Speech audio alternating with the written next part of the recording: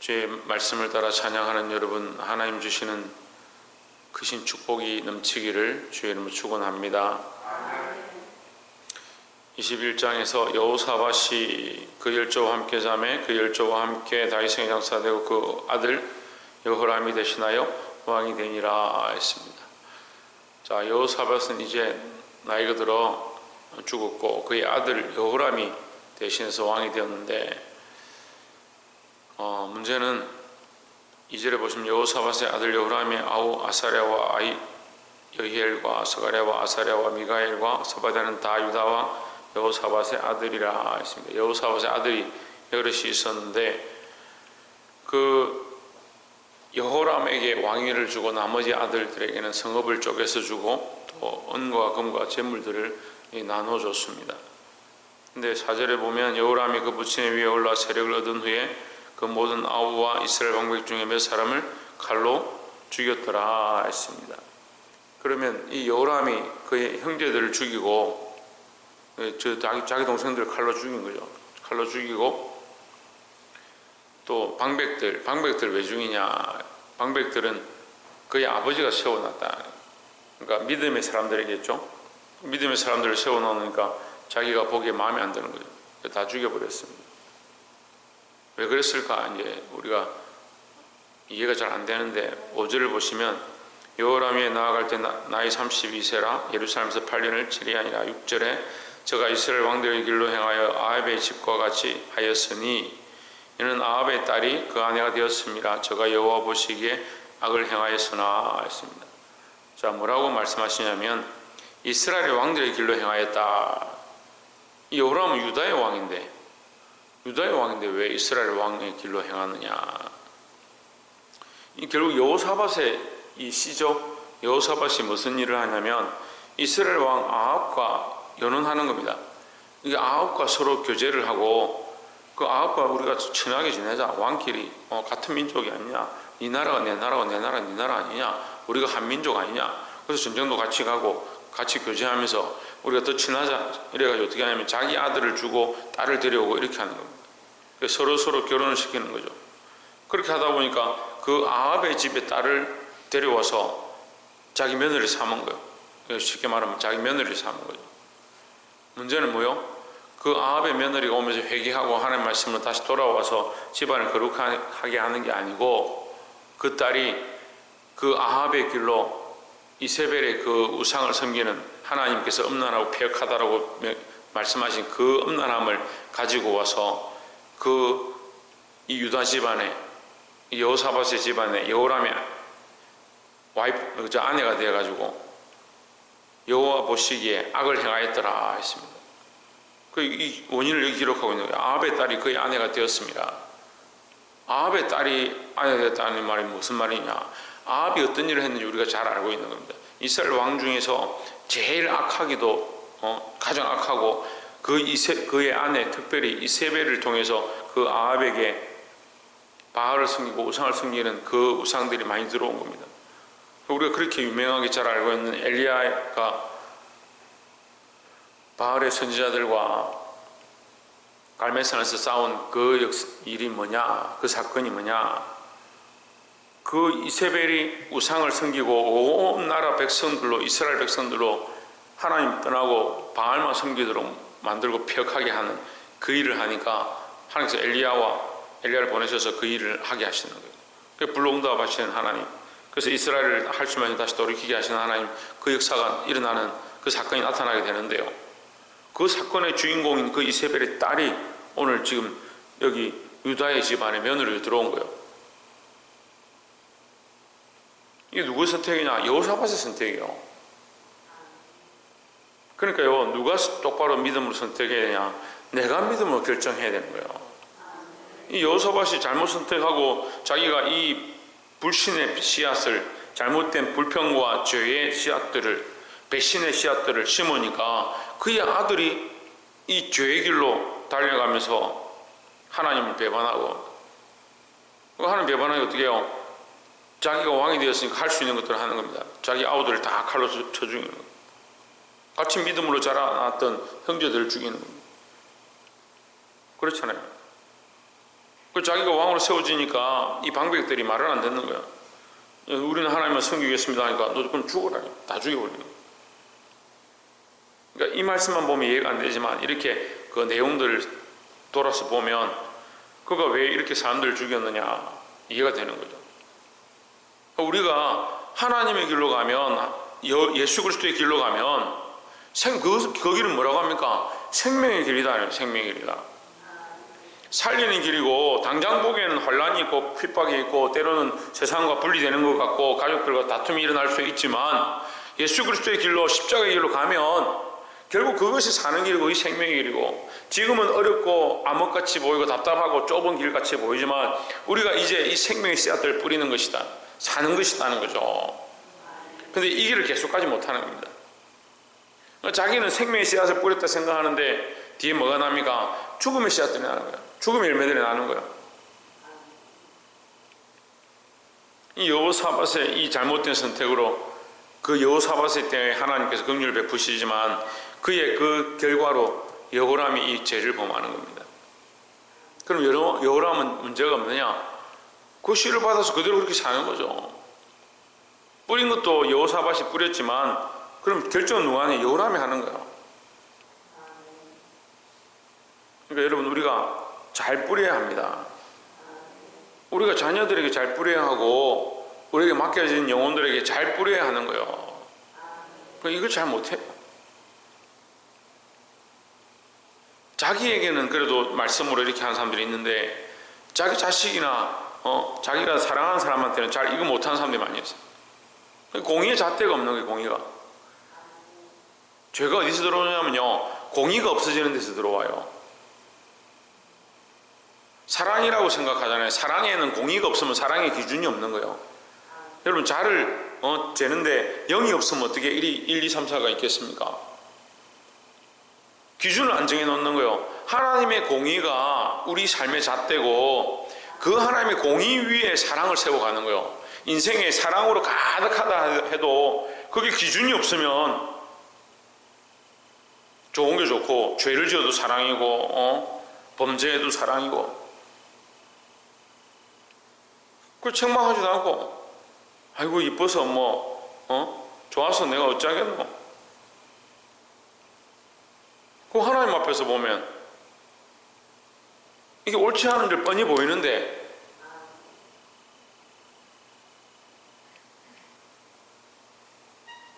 그 믿음 없는 선택들을 하는 거예요. 여러분, 정신을 차리시기 바랍니다.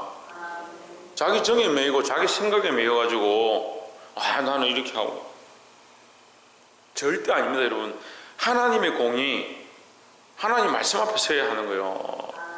오늘 내가 어떻게 선택하느냐, 내가 믿음으로 선택하느냐 그렇지 않느냐, 그것이 어떠한 결과들을 내고 어떤 열매를 맺는지 정신을 차리고 보시기를 주 이름으로 축원합니다. 두 번째 나눌 말씀은 9절에 여호람이 장관들과 모든 병거를 거느리고 출정하였더니, 자, 여호람이 이제 전쟁을 하게 됩니다. 왜 전쟁을 하게 되느냐? 8절에 보면 여호람 때 에돔이 배반하여 유다의 수하에서 벗어나 자기 위에 왕을 세운 거로 했습니다. 에돔이 벗어났다, 유다에서 벗어났다. 에돔이 원래 자기 나라죠. 그런데 왜 벗어났다라고 하느냐? 여호사밧 때는 이스라엘에 순종하고 이스라엘의 조공을 바치고 여호와 하나님을 두려워했다. 우리가 20장 말씀에서 봤죠. 여호와 하나님을 두려워했다. 왜? 여호사밧이 믿음으로 가서 하나님을 찬양하고, 하나님 찬양하는 그 역사로 말미암아 어떻게 해요? 적병들이 연합군들이 멸망하는 것들을 들었으니까 그 두려워해가지고 이스라엘의 조공을 바치고 하나님을 두려워하고 벌벌벌 떨었습니다. 근데 에돔이 뭐 합니까? 에돔이 왜 배반했느냐?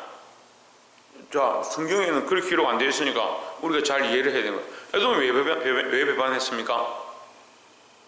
예? 에돔이 왜 배반했어요? 성경 기록 안 되어 있다고요. 왜 배반했는지. 유다가 하나님을 배반한 거예요. 여호람이 하나님을 버린 거예요. 세상이 왜 우리를 두려워하느냐? 우리가 하나님을 두려워하니까 세상이 우리를 두려워하는 거예요. 우리가 하나님을 의지하니까 우리가 의지하는 그 하나님을 세상이 두려워하게 되어 있는 겁니다. 왜 세상이 우리를 우습게 보느냐? 왜 교회를 향하여 손가락질을 하느냐? 우리가 하나님을 두려워하지 않으니까, 하나님을 의지하지 않으니까요. 우리가 하나님을 의지하고 있다면 세상이 우리를 손가락질해도 두렵지 않습니다. 제가 가끔씩 우리 아이들한테 그런 얘기를 해요. 너는 내 말을 안 듣는데 너는 동생 보고 이 말 들으라 하느냐? 너는 형 보고 이 말 들으라 하느냐? 너희들은 왜 싸우느냐? 이런 얘기를 해요. 그래서 제가 예를 들어서 얘기하는 거고, 여호람이 하나님을 두려워하지 않는데, 하나님 섬기지 않는데, 하나님이 에돔으로 하나님 이스라엘 백성을 두려워하고 유다를 두려워하게 하고 거기 조공을 바치게 할 이유가 없는 거죠. 이게 말씀의 원리예요. 여호사밧이 하나님을 두려워하고 하나님을 섬기고 하나님 앞에 기도하고 하나님만 붙잡고 이 전쟁에 네가 싸울 것이 없다. 그 여호사밧이 그것을 믿고 싸우지 아니하고 하나님의 이름을 찬양하는 겁니다. 여호와 이름을 찬양하니까 그때의 복병을 주셔서 그들이 서로 싸우게 만드는 거예요. 큰 승리를 주십니다. 그렇게 하니까 어떻게 합니까? 주위의 나라들이 그 앞에 두려워하고 예물을 바치기 시작하는 겁니다. 그 유다를 더욱 섬기기 시작하는 겁니다. 근데 오늘 성경에 뭐라고 되어 있습니까? 오늘 성경은 기록 안 되어 있지만 앞에 장에서 기록된 거예요. 섬기던 그들이, 하나님을 두려워하던 그들이 배반했다는, 그럼 뭘 버린 겁니까? 하나님을 두려워하는 걸 버린 거예요. 누가 두려워함을 먼저 버렸느냐? 이 이스라엘 남유다가 여호람이 하나님을 두려워하는 걸 버리는 겁니다. 누가 정신을 차려야 되느냐? 내가 정신을 차려야 되는 겁니다. 내가 하나님을 배반하지 않냐고 하나님을 두려워 하나님 믿으면 악한 것들이 두려워하겠죠. 전에도 한번 말씀을 나눴고 여러 번 얘기를 했는데, 악한 것들이 하는 얘기를 한번 들은 적이 있습니다. 뭐라고 하냐? 니나 잘해라, 니나 잘해라. 저보고 한 얘기는 아닌데 어떤 집사 보고 니나 잘해라 이렇게 하는 거예요. 내가 하나님을 두려워하지 않는데 악한 것들이 우리를 두려워하겠느냐? 어둠의 세력들이 우리를 두려워하겠느냐? 귀신이 우리를 두려워하겠느냐? 내 안에 그리스도가 없는데 우리가 어떻게 영적 싸움을 싸우겠느냐? 그러면서 자기가 잘하고 있다는 거예요. 나는 이렇게 하고 있는데 이게 옳은데, 하나님의 공의가 없고 하나님을 두려워하지 않는데 자꾸 선하고 옳음의 기준을 내가 이런 행위를 했고 이런 말을 했고 이런 행동을 해서 나는 선합니다. 나는 뭐 잘못한 게 없습니다.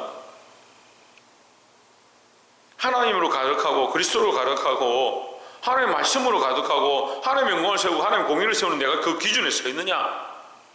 삶의 기준이 자기를 위한 것들로 가득하고 자기를 위한 것들을 세워가고 있으면서 내가 하나님 일하고 있다, 나는 바른 일하고 있다, 그게 바른 일일지는 모르겠지만 하나님을 기쁘시게 하는 일은 아닌 거예요.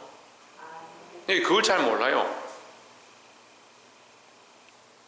공의를, 다시 말씀드리지만 공의를 똑바로 세우지 않으면요, 뭘 세우지 않으면? 공의를 바로 세우지 않으면 우리가 하고 있는 이 사랑들이 헛되다는 거예요. 죄송하지만요, 교회의 타락은 어디서 오느냐? 사랑에서 옵니다. 사랑이란 단어가 하나님 안에 있을 때 참된 사랑이죠. 그리스도 안에 있을 때 사랑이죠. 그리스도의 십자가의 사랑은 어디서 나타났습니까? 그리스도의 참 사랑은 어디서 나타났습니까? 하나님의 참 사랑은 어디서 나타났습니까? 십자가의 공의가 만족되어질 때에 나타났습니다. 그 성경을 좀 알잖아요. 우리가 그래도 말씀을 좀 많이 들었잖아요. 공의를 안 세우면 사랑이 의미가 없는 거예요. 그러니까 아이들 자꾸 이쁘다 이쁘다 사랑한다 사랑한다 그것만 실컷 해보십시오. 나중에 되면 뭐라고 하는지 아십니까? 전에 사랑한다 해놓고 더 사랑해주지 않고 왜 조금 뭘 하네? 공의가 기초가 되어야 자기 삶이 공의를 가야 되는 줄 알고 하나님의 말씀을 따라 살아가야 되는 줄 알고 질서를 따라 살아야 되는 줄 아는데 내가 잘못했구나, 그걸 알죠. 근데 이 공의는 안 세우고 자꾸 사랑한다. 그러니까 늘 사랑한다 하다가 어느 날 얘가 좀 너무 심하네 그래요. 야단을 탁 치면 엄마 왜 너한테 그렇게 해요? 엄마 나를 사랑해줘야지 왜 나한테 그렇게 해요? 오늘 이 시대가 공의가 없어지고 질서가 무너지고 하나님의 말씀의 기준을 세우지 않는다.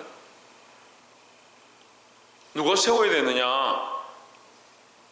말씀은 스스로 서 있지요. 하지만 우리 삶의 말씀은 누가 세우냐? 우리가 그 말씀대로 살아서 세우는 거요. 그 말씀을 믿고 그 말씀을 실천해야 되죠.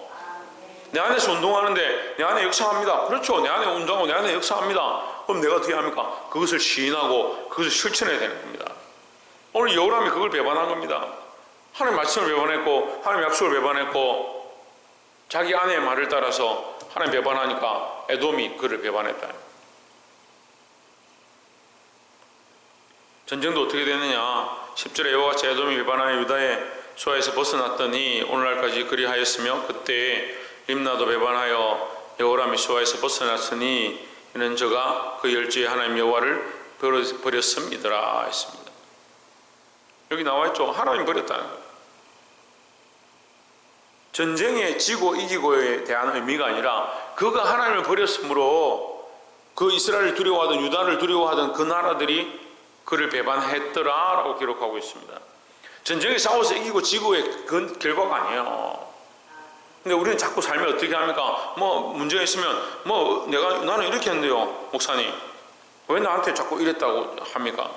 이거 이렇게 하고 저렇게 하고 중요한 게 아니라 네가 하나님을 버렸으므로 에돔이 너희를 배반했느니라 라고 분명히 성경이 기록하고 있습니다. 지금 어떠한 행위가 문제가 아니라 내가 하나님의 말씀 위에 서 있는가 늘 점검하시기를 주의 이름으로 축원합니다. 이해를 못해요. 삶이 따르고 말씀이 따르니까 이게 이해가 안 되는 거예요. 여러분 적용해야 됩니다. 아침에 말씀을 들으면요 말씀을 여러분 삶에 적용하려고 해야 돼요. 마지막 세 번째로 16절에 여호와께서 블레셋 사람과 구스에서 가까운 아라비아의 사람을 격동시키기 위해서 여호람을 치게 하셨으므로 했습니다. 배반하는 것뿐만 아니고 이제는 어떻게 하냐 대적하고 일어나는 겁니다.